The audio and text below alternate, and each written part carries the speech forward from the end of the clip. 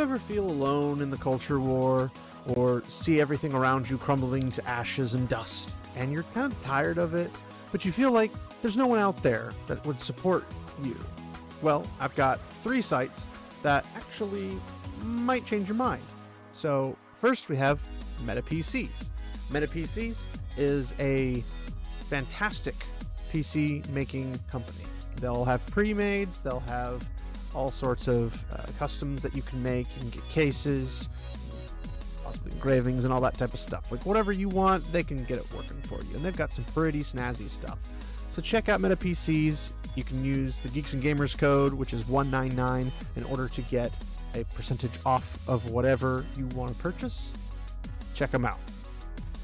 Another one that's also really good is DEG Mods. DEG Mods and Ayaka Mods, which I will show you in a second, both share a common enemy in Nexus Mods. So if you've ever tried modding a game, Nexus Mods has been more pro-censorship and not allowing you, the gamer, to pick what you want to pick, play what you want to play, and mod your game the way you want to mod your game, because they don't believe you have the right, because it might be politically inconvenient for them. So both DEG Mods and Ayaka Mods are both alternatives, and there are others, but these are the 2 main ones that I've heard about that can definitely change your view on who's out there and who's supporting what you yourself are looking for in any type of game or otherwise. Modding sites can be not safe for work, so please use your own discernment and know that you're not alone. There are other people like myself and Geeks and Gamers, Nerdrotic, and the hundreds if not thousands of other channels that are trying to do something good in the YouTube sphere against this pretty nasty counter-stroke against us. So check out those 3 sites if you are interested in supporting those that support us. I make no money off of this. This is purely because I support what they do. So have a great day.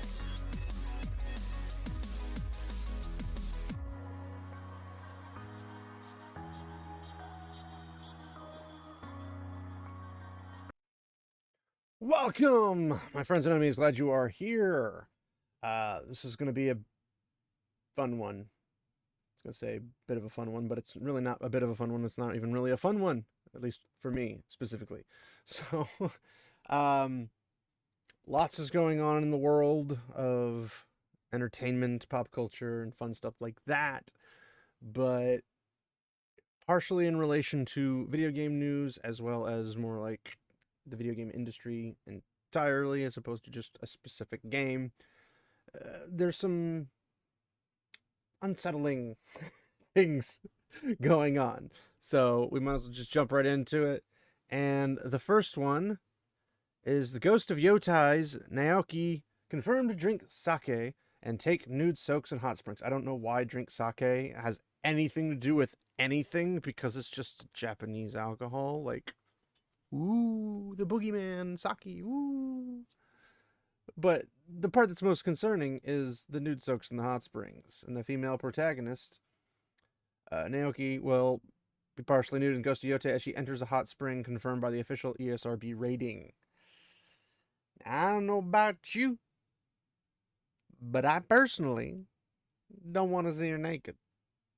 No desire. Now, I've covered the actress who is doing the mocap and all that stuff. They based her face structure and everything off of it. She's kind of a psycho. She's an activist, and nothing about her exudes sexiness for that point.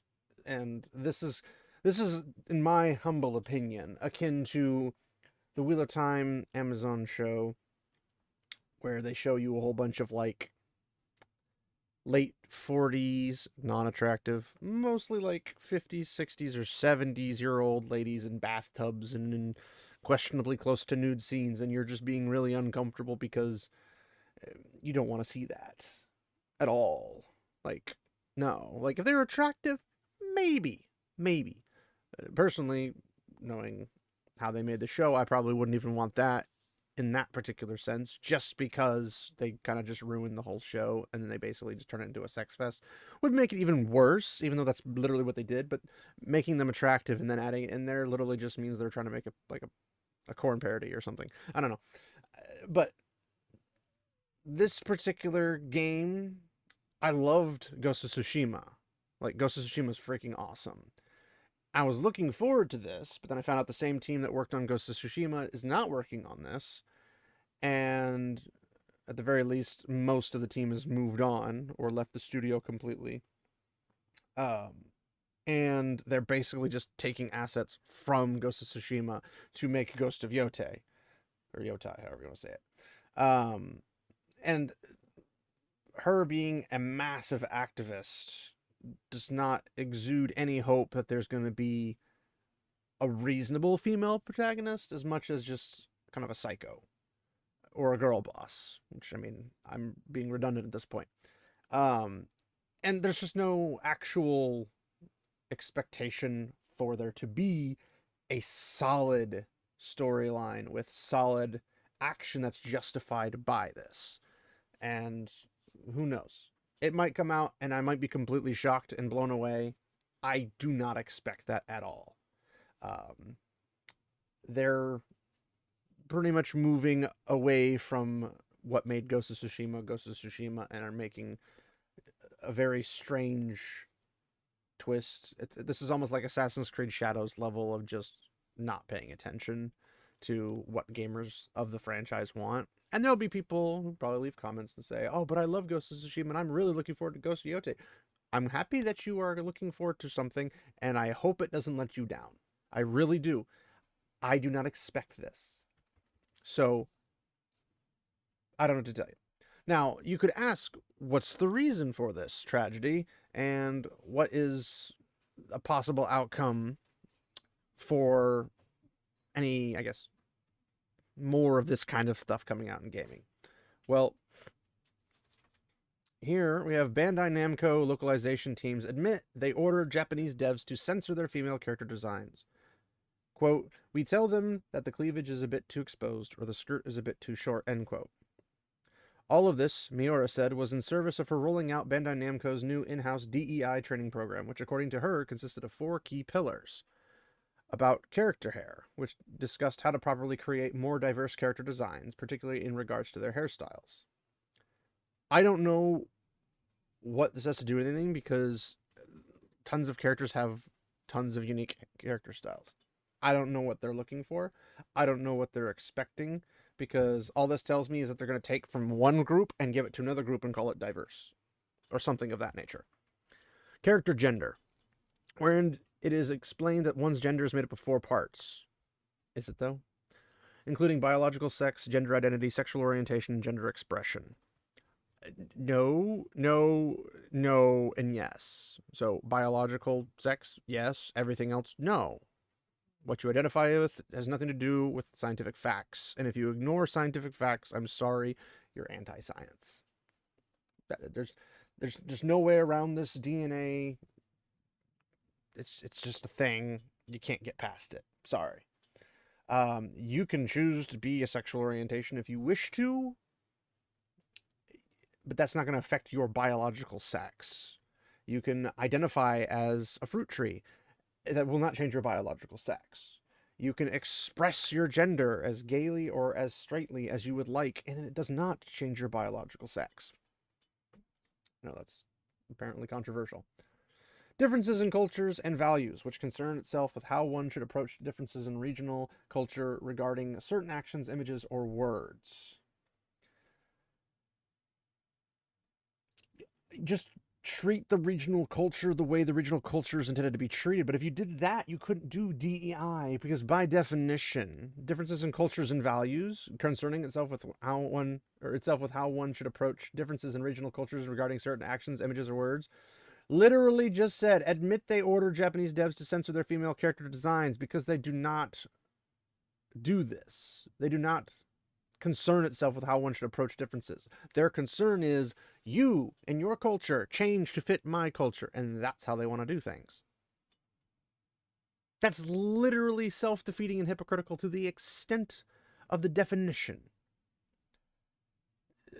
And for crying out loud, Assassin's Creed Shadows literally didn't make that, but that's not Bandai Namco, so I'm not going to like hang that on them. But this concept is silly and ridiculous. And accessibility, mainly in regards to making a game usable for disabled players. How do you make a game like this accessible to a person who has no hands? You don't? Oh, then you don't have true accessibility. Like it's a ridiculous concept because accessibility just means a person can play. Do you know how many games one person can play very well and another person can't play at all because they just don't have the skill for it or something? Like, I'm not the greatest at fighter games like Tekken, Dead or Alive, Street Fighter, Mortal Kombat, that kind of stuff.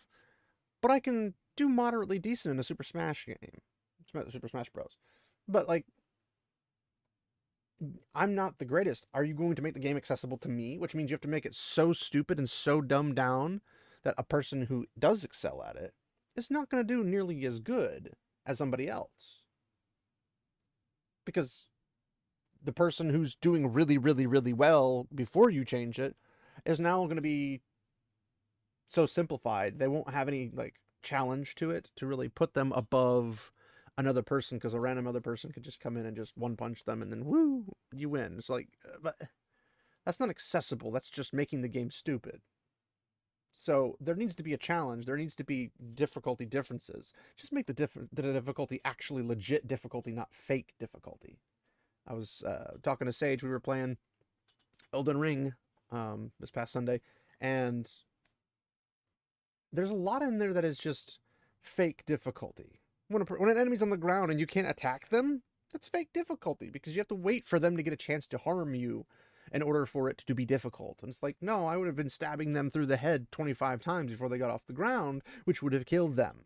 But you can't do that because then it becomes too easy. And it's like, but they're already supposed to be difficult. That's the whole concept. And when you're by yourself, because we're modding it to play co-op, when you're by yourself, it's sometimes just insurmountable for a lot of players. So there's no accessibility. And I'm not even saying there should be accessibility. I'm saying make it more realistic, but that's just me. But bringing the session to a close, Miura ultimately declared that while she still enjoys the very Japanese-specific games of her childhood, no, she doesn't, she's lying through her teeth, or she's trying to protect her job. She hopes more developers will begin abiding by the concepts of DEI in order to bring their works to even wider audiences. No. Like, this, in my opinion, is a betrayal of the Japanese culture in its entirety. But I don't really do much with the Bandai Namco name that I know of. I definitely don't do it actively. And if I do it subconsciously or subactively, it's purely by accident. It's not like I go out and look, oh, Bandai Namco, I'm going to go buy that game. So I don't think this is good. In fact, I know it's not good for Bandai Namco, but it is what it is, and hopefully they will just nix it and get rid of it. But I don't see that happening because they seem to be like, we need to do this. Now, does Miura really mean this, or is she just holding onto her job? Could be both. It could be she's just holding on to her job. It could mean she just really wants it. I don't know. I do think that it's bad, and I think the Japanese developers should just tell them to screw off. Pound sand. Just get out of here. Because the Japanese like what the Japanese like. And Western tastes are not exactly what Japanese like. Now, us in the Western sphere, we like Japanese stuff for the most part because they actually like treat games like games. We don't necessarily like Nintendo's business practices, but we typically enjoy their games. We do wish they put a little more effort into them, but we do like them. But when it comes to things like you can have a Bayonetta at Nintendo, but you can't have a Bayonetta at Sony. Which is funny, because Sony also comes from Japan. But they have the American side of Sony that kind of commands the other sides, which doesn't make any sense because the side that is in charge, which would be the home, which you think would be Japan, doesn't actually take control over these things. So, needless to say, I think this is horrible, but this is the reason we have things like Ghost of Yotei. We have activists being put in active roles, pun intended, of games, and we're getting the DEI mumbo jumbo, I guess is the nicest way to say it, to basically say, hey, needs to be in games now. And I don't think Ghost of Yotei will do as well as they think it will do, but I don't think it'll necessarily do as bad because there's a lot of normie gamers. We don't understand how many normie gamers just don't care about anything because they don't know anything. That's why they're normies. And they don't actually like the series or whatever they're in it with. So that's just my 2 cents. Hopefully it will get to 3 cents eventually on the stock market, but who knows? You never know, you never know. So what do you guys think? Please leave a comment, like, subscribe, all that fun jazz. Join the Discord. Started doing some game giveaways, and maybe you'll get lucky and pick one up. Also have instructions for things like Battlefield Middle-earth all-in-one launcher to help you install it and get it going so you can play it. There's a growing community for that in its own entire world. I believe Beyond Standards is the YouTube channel that deals with those, but there's a whole fan modding community that helps deal with that. So check that out as well. It's in the Discord, as well as a link to the Discord for the official Battlefield Middle-earth fan remake community, whatever you'd call it. But thanks everybody for hanging out. Check out Crimson Law if you want to deal and dive into anything like anime content or weekly episode type of updates. Does some great stuff like that, live streams, some individual videos, all things like that. Check out Unbearable 73, which is our very own Matt, Inquisitor Matt. His channel does things on, I think, Wednesdays and Thursdays. He does things like going on guesting on other people's YouTube channels and talking about movies, talking about culture. He also does things on wrestling and things like that. So if you're into that kind of stuff, check out his channel. It'll be linked in the description below. And thanks everybody for hanging out, and we'll see you in the next video, hopefully. Also, check out the live streams I do on Tuesday nights around 9 p.m. Central Standard Time. And it's just gaming and chatting with you guys in the chat and just chilling and have a fun and good time. So thanks everybody, and we'll see you in the next one. Remember, walk in the light, my friends.